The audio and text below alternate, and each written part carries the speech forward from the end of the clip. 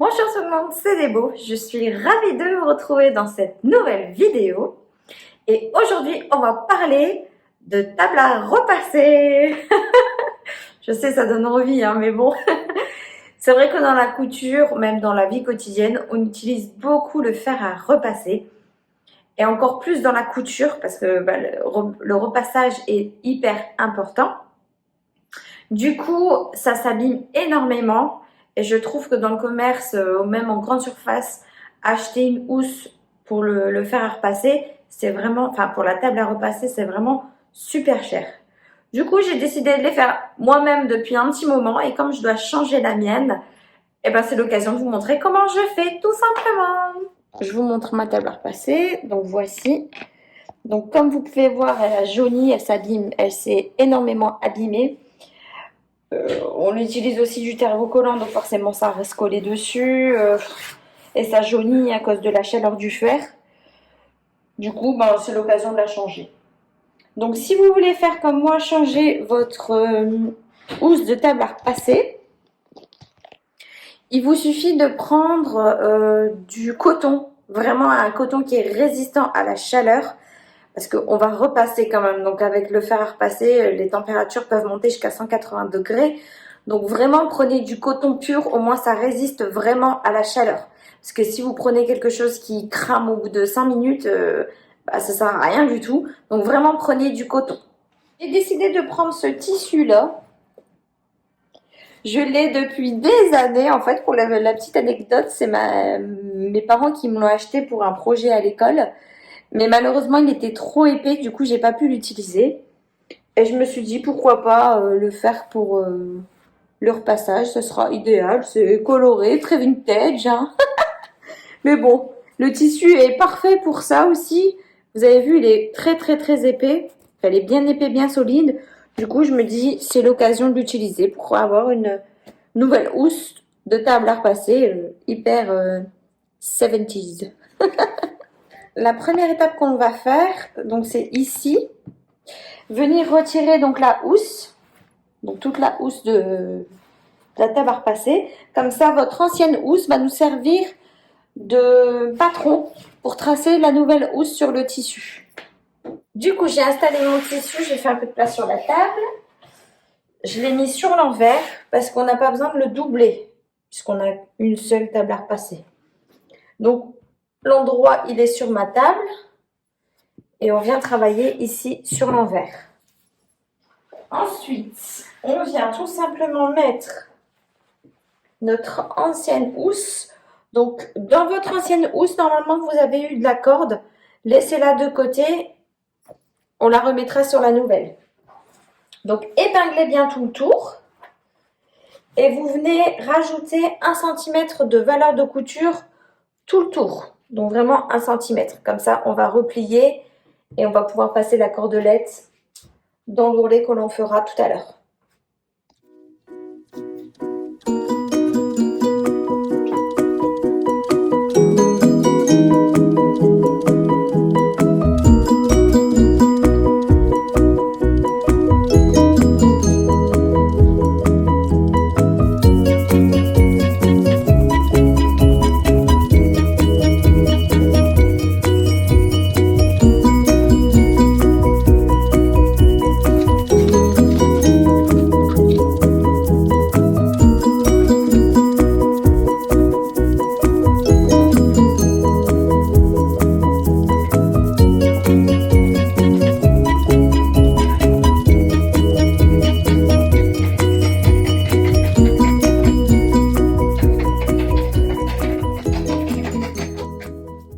Voici ce que ça donne.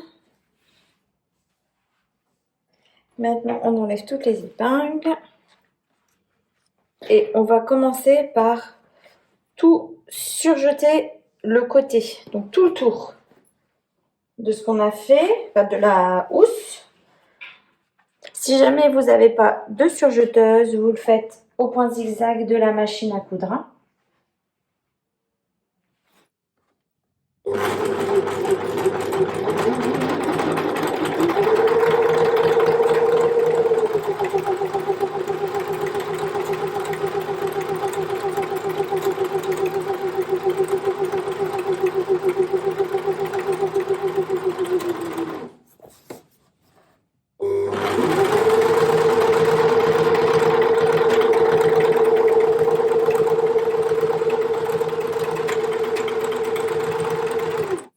voici ce que ça donne avec le surjet.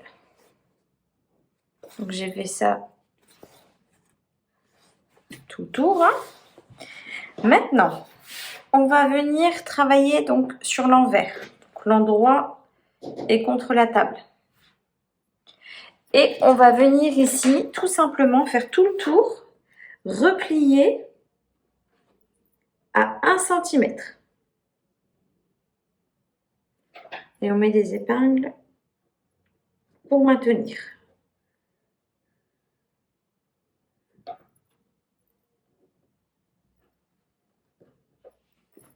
On va regarder si à 1 ça passe. Oui, ça passe largement la cordelette. Donc on vient vraiment faire un petit pli comme ça, 1 cm sur tout le tour de notre tissu. Faites attention aux arrondis. Au plus vous allez mettre d'épingles, au plus ça maintiendra et ça sera nickel quand vous allez le faire à la machine. Alors moi j'ai sécurisé surtout, c'est ici au niveau des arrondis. Vous avez vu, j'ai mis beaucoup d'épingles. Là aussi. J'ai fait pareil de l'autre côté. Voilà. Alors, on va venir commencer par le plus grand arrondi. On va venir ici au milieu. Voilà. Et on pique à 1 mm, vraiment à 1 mm ici du bord. Et on ne fait pas de point d'arrêt parce qu'on va revenir sur notre couture. Donc à ce moment-là, on fera un point d'arrêt. On y va doucement dans les arrondis.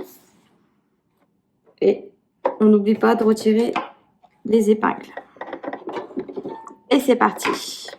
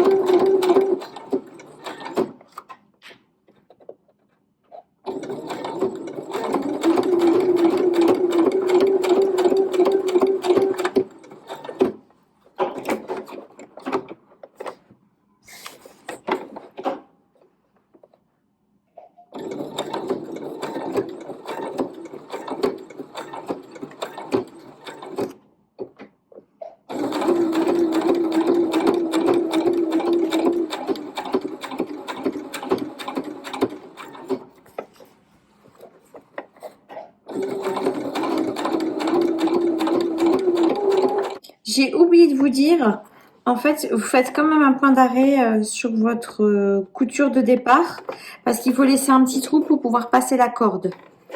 Donc là, comme je vais bientôt revenir, je laisse vraiment un petit trou. Hein. Et on fait un point d'arrêt. Voilà. Et du coup, on fait un petit point d'arrêt ici sur notre couture.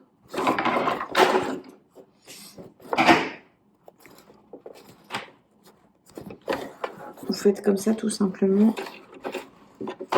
Vous remettez sur vos points. Vous faites 2-3 points, 2-3 points. Voilà. Du coup, voilà ce que ça donne avec nos 2 points d'arrêt. Et à l'intérieur aussi. Ici, on a le trou pour passer la petite corde. Voilà.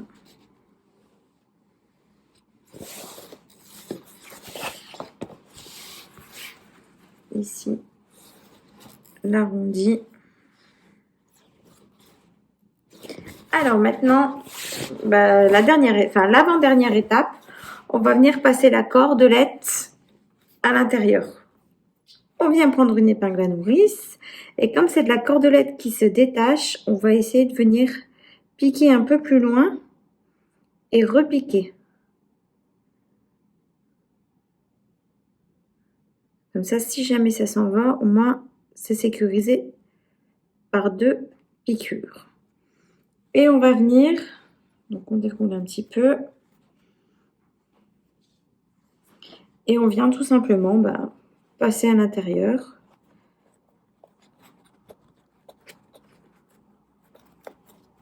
Et on tire. On pousse. Et on tire. Alors prenez une petite épingle à nourrice, hein, parce que vu qu'on a fait une petite couture, il faut qu'elle sache rentrer dedans.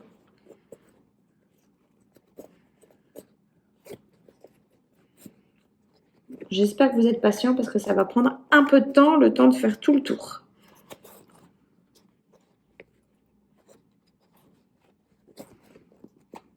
Le temps que je fasse ça, et puis pour vous, ça va être dans 2 secondes, et on se retrouve. Bon, après 3 galères, 5 piqûres, j'y suis enfin arrivée. Du coup, j'enlève mon épingle à nourrice. Et si je coupe un morceau, voilà. Vous avez vu, ça commence déjà à prendre forme. Maintenant, il n'y a plus qu'à la mettre sur le fer, enfin sur la table à repasser. Alors, on vient tout simplement mettre d'abord le petit côté ici au bout.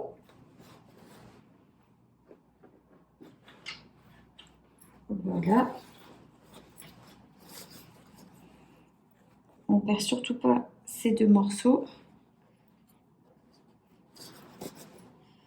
Et on vient l'ajuster, mettre un peu plus de fronce d'un côté que de l'autre.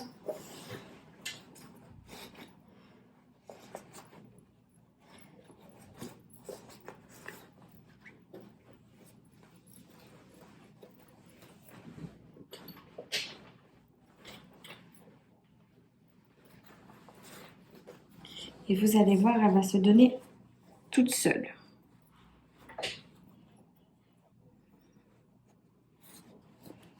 Vous ne perdez pas vos 2 morceaux.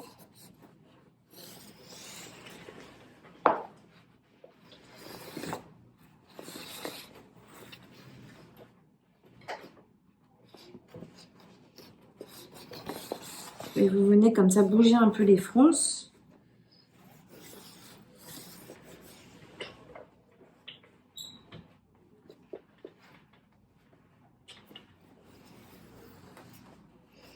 Et quand vous sentez que c'est bon, et vous avez juste à tirer sur vos 2 morceaux et à venir ici faire un nœud. Donc vraiment ici à tirer sur vos 2 petits morceaux, vraiment pour qu'elle ne bouge plus, qu'elle soit bien ajustée. Une fois que vous avez fait votre nœud, vous essayez de bien venir le mettre en dessous. Je vais essayer de vous montrer. Vraiment ici en dessous comme ça, il est bien calé et ça ne bouge plus.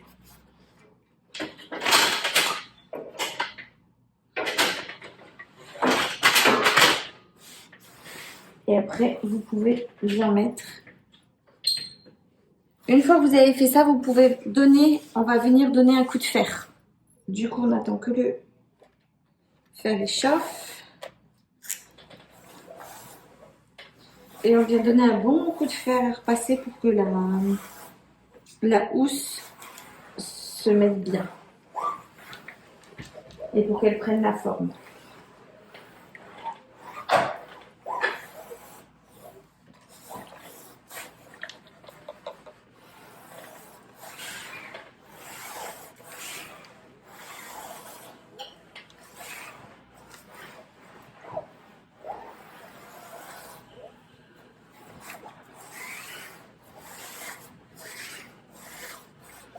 Et voilà le résultat.